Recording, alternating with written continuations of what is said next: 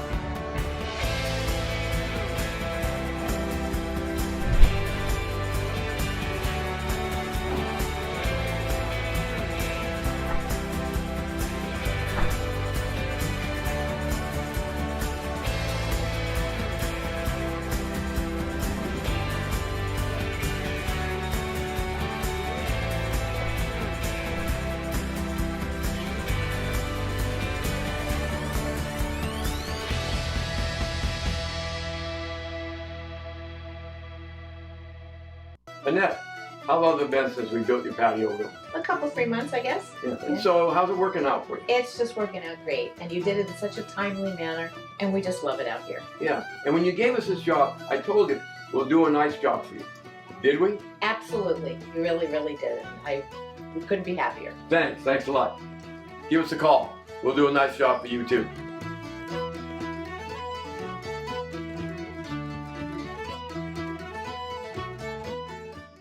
All great healthcare organizations care, but the best dare to reach higher. At Hoag, we lead with life-saving clinical trials and advanced therapies. Our world-renowned specialists innovate with state-of-the-art technologies like virtual reality and robotics. Hoag is the #1 hospital in Orange County 4 years in a row. Now, more than ever, your healthcare choices matter. Choose Hoag.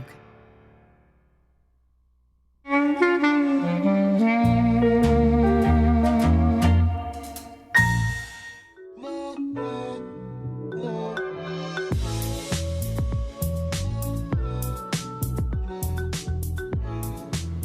joining us on the set now is Dr. Simon Hage. He's with Hoag Cancer Family Institute, and thanks for joining us on the program. You've been on the show a couple of times. Yeah, thank you for having me again. I'm, always delighted to, chat with you guys. Absolutely. So you're the medical director. Tell us a little bit about, your responsibilities being the medical director. Sure. So as a medical director, I oversee neuro-oncology at Hoag.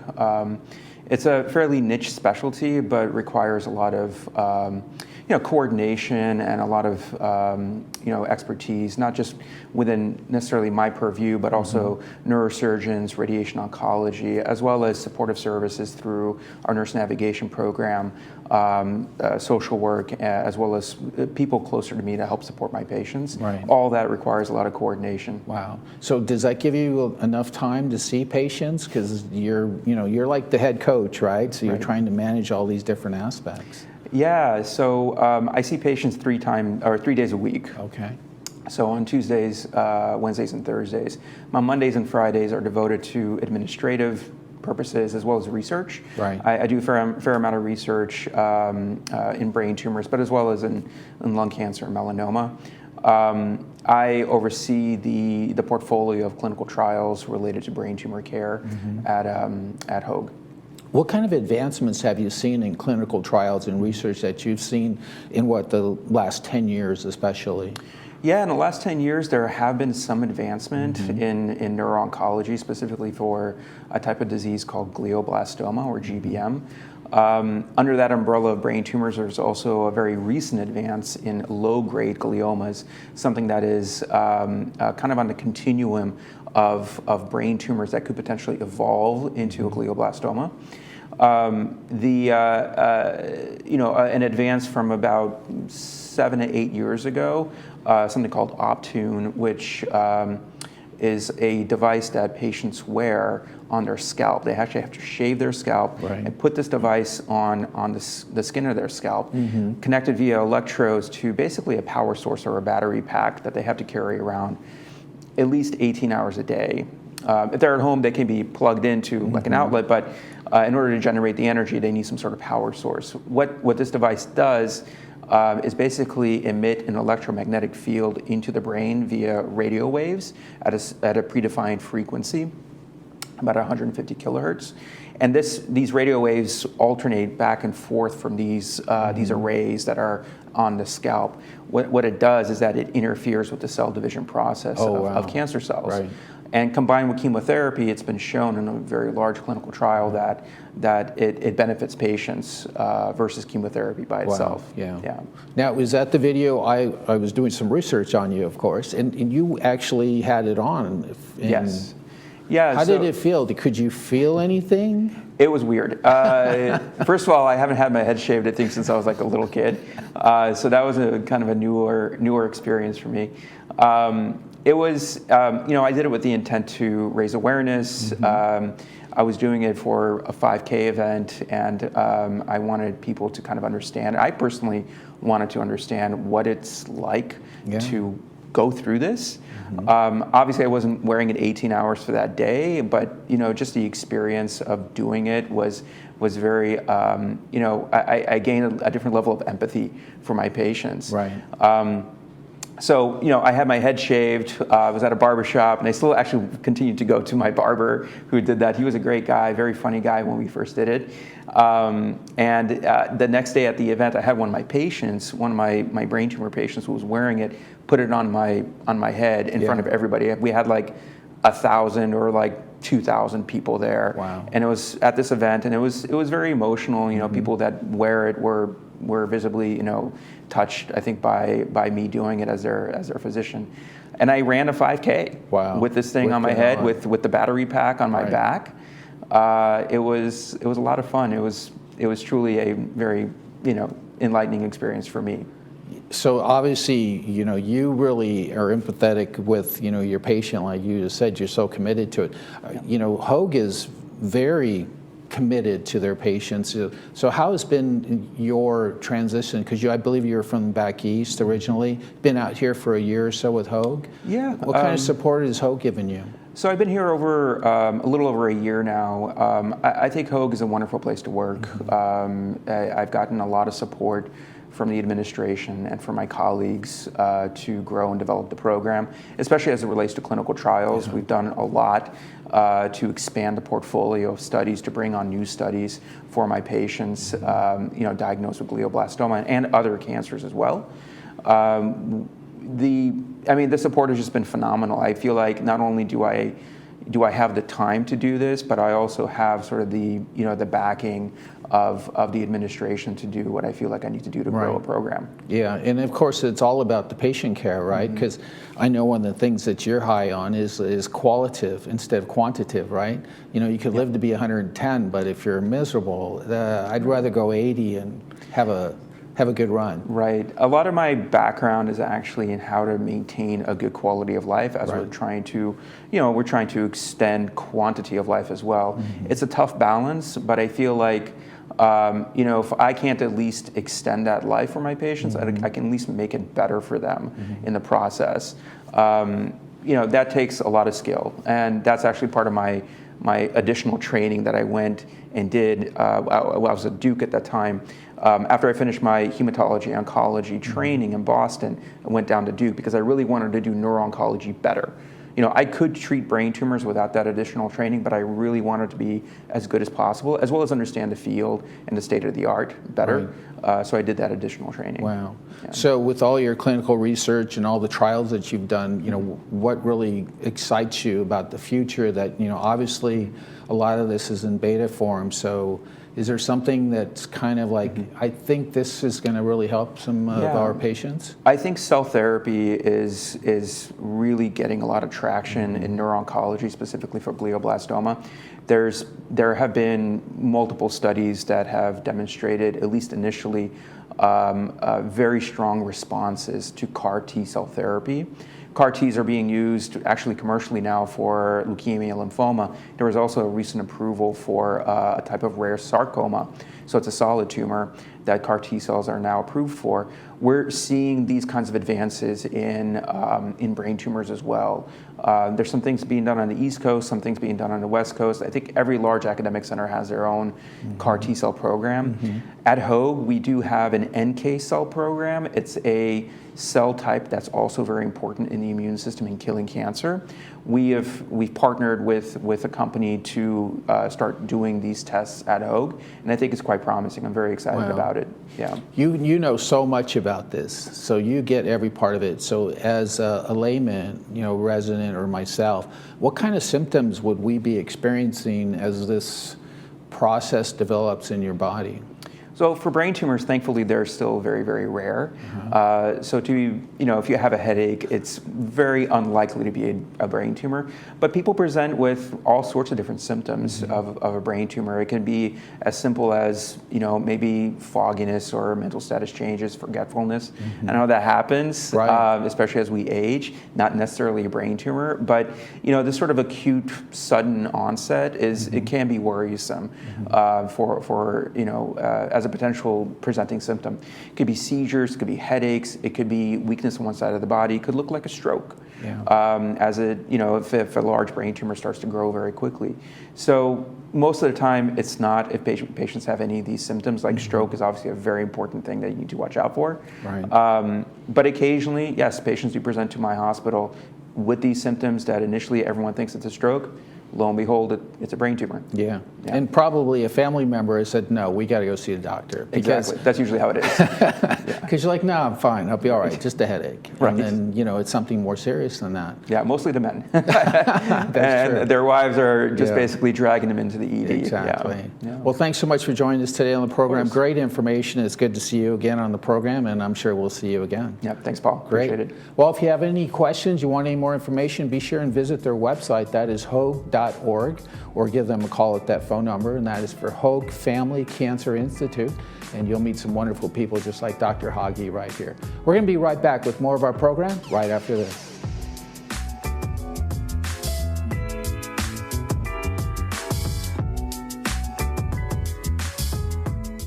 Do you suffer from low back pain? Hoag Orthopedic Institute is the #1 provider of orthopedic and spine care in Orange County. Our Back to You program is a unique, non-operative, evidence-based approach to treating low back pain. Our spine strengthening program combines physical therapy with education on pain and nutrition. Let Hoag Orthopedic Institute's Back to You program get you back to doing what you love. For more information, visit hoiexperts.com/spine or call 855-999-4641 to find a doctor. Our generation has always believed a hard day's work is its own reward. So for some of us, it's hard to turn off that work switch come retirement. But imagine what can happen when that work switch becomes a life switch. Then you realize every day in retirement is its own reward. We can help you flip the switch to make work days become life days.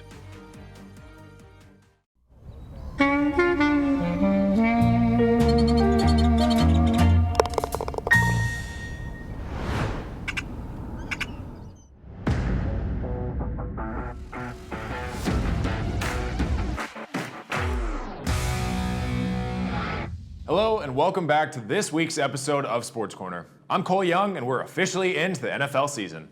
We didn't have a show last week, so I didn't get a chance to talk about the first game of the season, the Thursday night matchup between the Baltimore Ravens and the Kansas City Chiefs. As expected, this game was electric.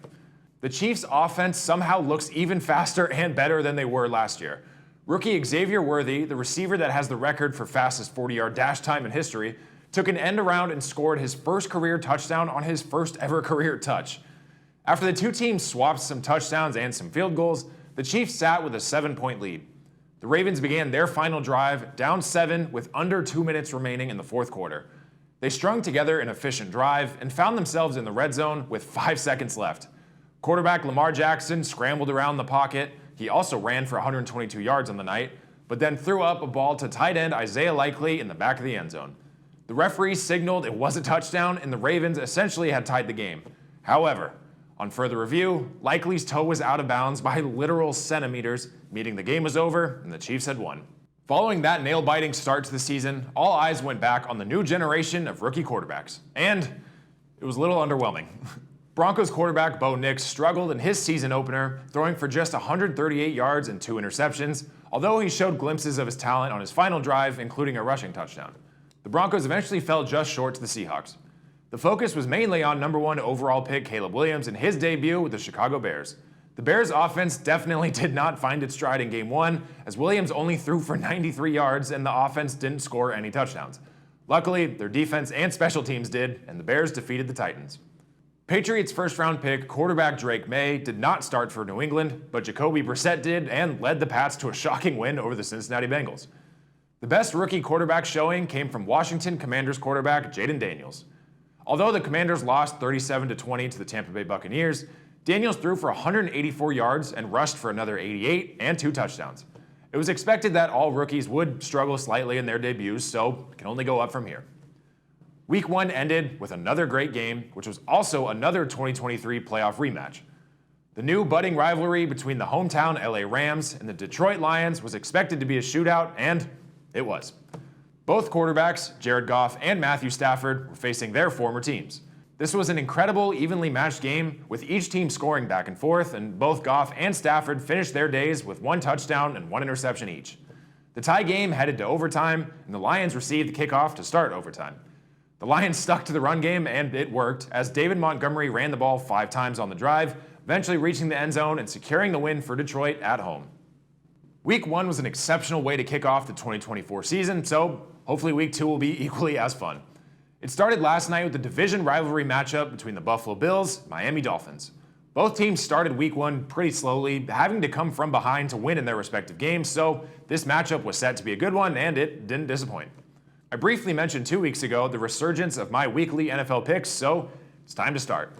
I finished last season with a record of 37-19, bringing my lifetime record to 76-31 and 1 tie. This week, I'm going with the Cowboys over the Saints, the 49ers to continue their winning ways against Sam Darnold and the Vikings, the Washington Commanders to put it together for their first win of the season over the Giants, and the LA Chargers to move to 2-0 after beating the Panthers. Come back next week to see just how right or how horribly wrong I was. As I'm sure you know by now, college football is also in full swing as they head into week 3.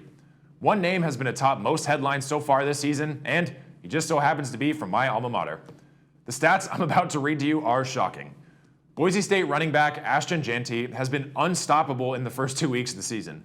Jeanty began his season with a bang in Boise State's opener against Georgia Southern. The junior running back broke the program record when he scored 6 touchdowns and set a new program record for rushing yards with 267. To follow up that record-setting performance this past weekend, Boise State took number 7 ranked Oregon down to the final play. The Ducks were massive favorites over Boise, but the Broncos stayed in the game until the final field goal, and it was largely due to, again, Ashton Jeanty. Jeanty ran for another 192 yards and 3 touchdowns for Boise State as the Broncos fell just shy to the Ducks, losing 37-34.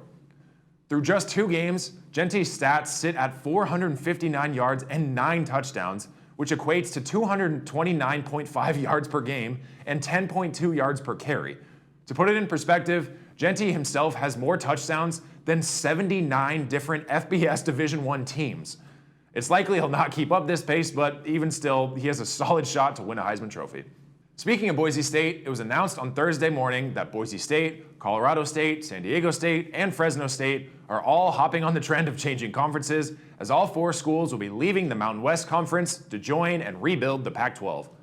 The only 2 remaining teams from the original Pac-12 are Oregon State and Washington State, so the conference now will consist of 6 schools.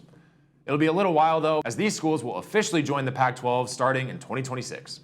Including teams from the former Pac-12, there are some teams that are surprisingly undefeated so far this season, one of which being local USC. The Trojans pulled off a shocking upset in Week 1 over LSU, then followed it up with a 48-0 beatdown over Utah State last week. USC has a bye this week, but has to take on reigning national champions Michigan next Saturday. Speaking of Michigan, they shocked the college football world this past weekend, but not in a good way. The University of Texas Longhorns absolutely dominated the reigning champion Wolverines as the Longhorns left Ann Arbor, Michigan with a 31-12 victory. Another Heisman candidate, Texas quarterback Quinn Ewers, threw for 246 yards and 3 touchdowns as Texas became the first school to beat Michigan and Alabama on the road in consecutive seasons since Notre Dame pulled off that feat in 1979 and 1980.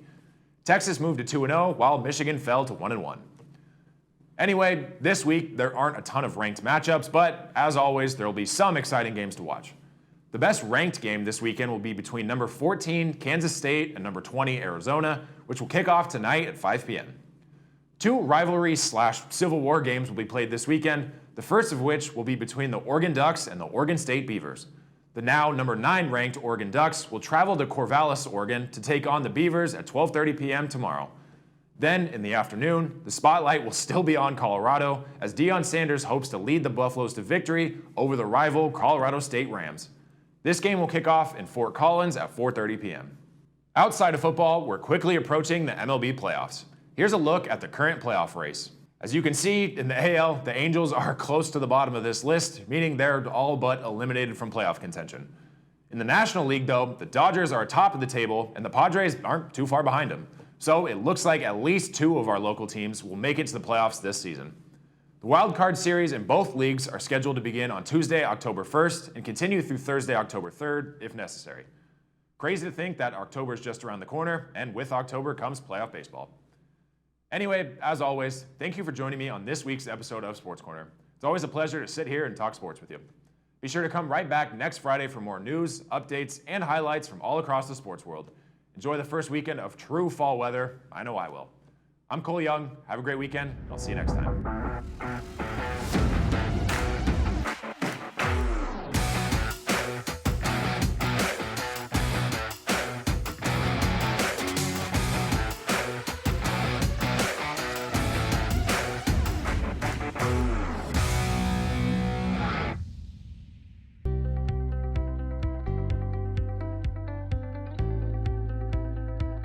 At Harvard Eye Associates, we are committed to your vision care and quality of life.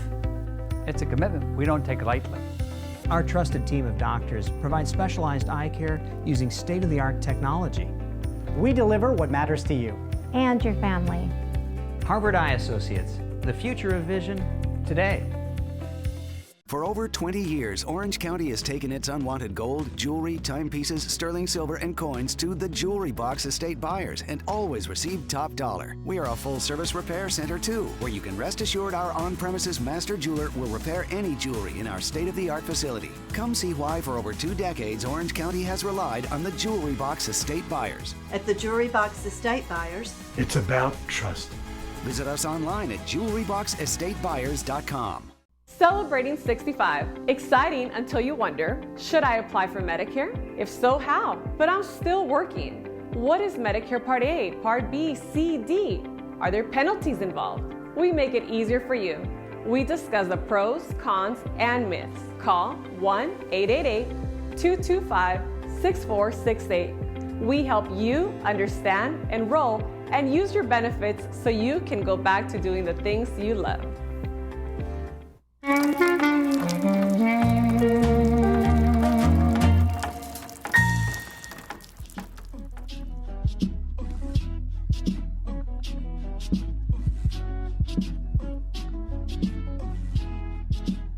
And welcome back to the show. I want to talk about our Friday movie before we head out, and it's a good one, classic from 1980s. If it's Tuesday, it must be Belgium, starring Suzanne Plachette. It's brought to us by Pacific Financial Planners. It's going to be on at 2 p.m. with the subtitles, 6 p.m. without the subtitles. When a tour bus driver plans to save his daughter from her captors, a Belgian circus performer, the Americans on his European bus tour lend a helping hand. Sounds like a bit of a thriller, looks like some fun, and make sure you watch that 2 p.m., 6 p.m. with the subtitles, without the subtitles at 6 p.m., brought to us by Pacific Financial Planners. Let's take a look outside at our weather before we head out, and we've got some great temperatures for the rest of the week and into next week as well. Friday, today is going to be up to 77 degrees, mid-70s, pretty good. We got that going for the next couple days, and then Sunday we start to cool off a little bit, and then Monday much cooler, really fall-like temperatures for us as we head into next week. So that will be fun. Enjoy that.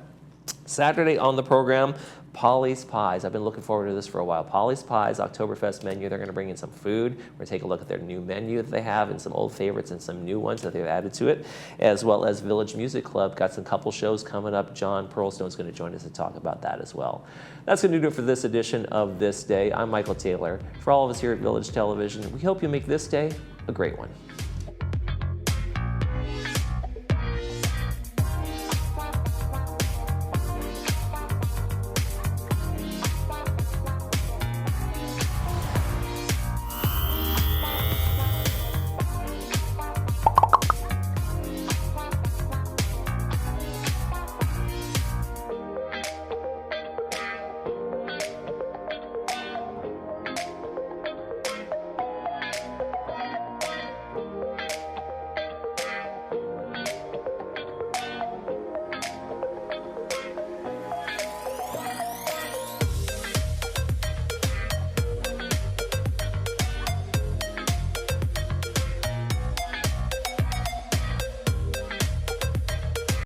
When you really need help, the Salvation Army will tide you over, give you shelter, give you food, and help you get back on your feet. The Salvation Army helps human beings all over the world. I do anything in my power to try to help them out.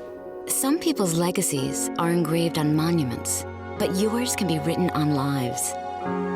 With careful planning, you can take care of your family and serve your community, and the Salvation Army can help.